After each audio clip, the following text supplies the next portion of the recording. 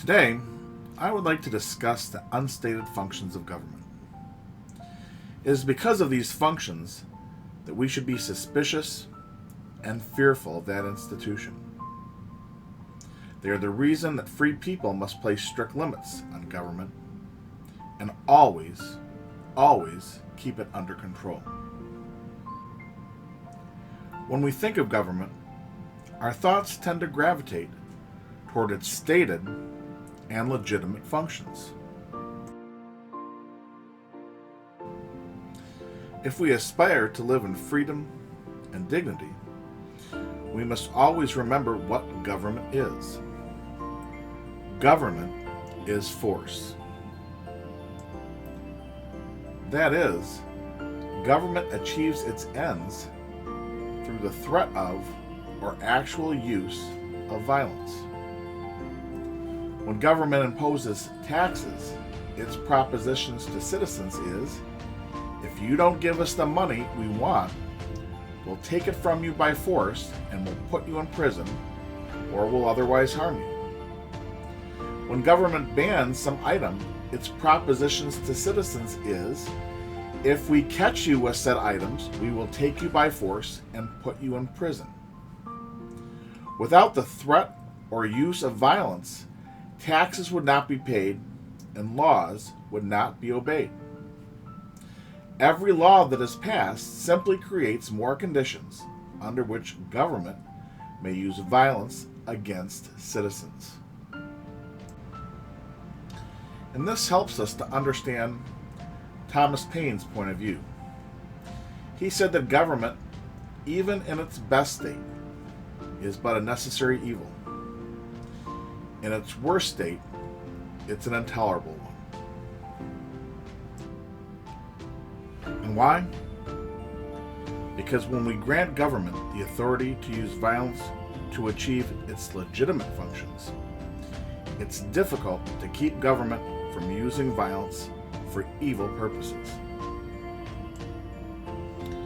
Kings, emperors, presidents, ministers, prosecutors, and officers all have limitless time and resources to rationalize the expansion of government power.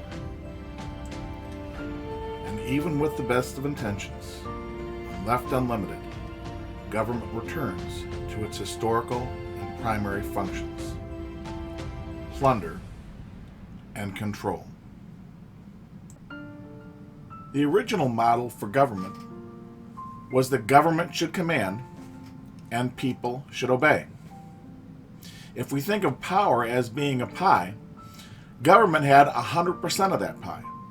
Government had all the power. Government claimed to get its authority from God, from what was called divine right, or in some cases from plain brute force. The result was that government owned its subjects, and government controlled its subjects, and government claimed the right to take anything that people could produce or anything that people owned. Government power was unlimited, and those who governed had the ability to plunder and control. When the enlightened concept of government emerged, the people were given a slice of the pie. Basic human rights were recognized and protected, but the structure of government stayed largely the same. The source of authority was still divine right or brute force, and a government still had the power to plunder and control. In the United States, our founders turned that concept of government onto its head. In the American concept of government, the source of authority was the people. We, the people, were the principals to government. We own government, and government existed to serve us. To that end, the people delegated very limited powers to government. And those powers were only those we, as people, could give. That is, we the people have a right to defend our nation. So we delegated that power to the government by giving it the authority to form an army and a navy.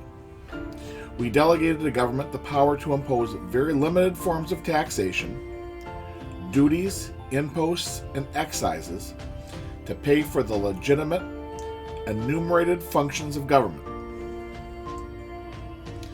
We the people, as individuals, do not have the right to take the earnings or property of some people and either keep the proceeds for ourselves or give the proceeds to other people who did not earn them. We don't have a right to engage in that behavior out of greed or to establish fairness or social justice or to carry out works of charity. That is plunder. Since we as individuals do not have a right to plunder, we cannot delegate that power to government. For when we do, we are taking a step backward and reimposing the tyrannical, original form of government that our forefathers came to America to get away from. The small slice of power delegated to the government did not include the power to confiscate private property, except by due process. It's important to note that the Bill of Rights was not intended to be an enumeration of our rights. It was not intended to grant us any rights. It was simply a recognition of our most precious, God-given rights. The American concept of government is new and exceptional. No other nation on earth, either before or since, has ever tried it. America, like any other place on earth, is not and was not perfect. Our founders and predecessors did things that were wrong, but they gave us a system that allowed wrongs to be made right. Americans were free as no other people had ever been set free before. Through our freedom, we were exceptional. In the space of a century, we transformed ourselves from a backward agricultural nation to the leading technological and economic power in the history of man on earth. We did it without an income tax, without a Department of Education, without the plunder and control of a big central government. At some point, we lost our way. We lost our faith in ourselves and in our fellow Americans. We abandoned sound money and turned over to government the power to silently steal the wealth of the people through inflation. We gave government the right of first refusal over our earnings through the income tax. Through the New Deal, the Fair Deal, the Great Society, and Obamacare, we surrendered to government the power to regulate us, to run our lives, and to control our economy. And today we find our presidential candidates endorsing socialism, agitating for higher rates of taxation, and for new forms of taxation. And they are advocating for reparations, the most massive example of government plunder in the history of man on earth. We've placed our trust in government, and now we see it for what it is. Ronald Reagan was right. Freedom is never more than one generation away from extinction. The exceptional concept of government that our founding fathers created has almost entirely reverted to the classic model of government. Past generations, with the best of intentions, attempted to give government just a little more power in the hopes it could solve our problems. But the problems remain, and we are left to watch our treasure and our freedoms drain away. Perhaps as Americans, we should once again regard government with skepticism. We should place our trust in ourselves and our fellow citizens and in God. Despite our mistakes and our misdeeds, we are a good and capable people. There is very little that we have turned over to government that we cannot do ourselves through peaceful, cooperative means. If we are willing to put in the effort, we will have the honor to pass on to future generations a rare and precious gift: freedom.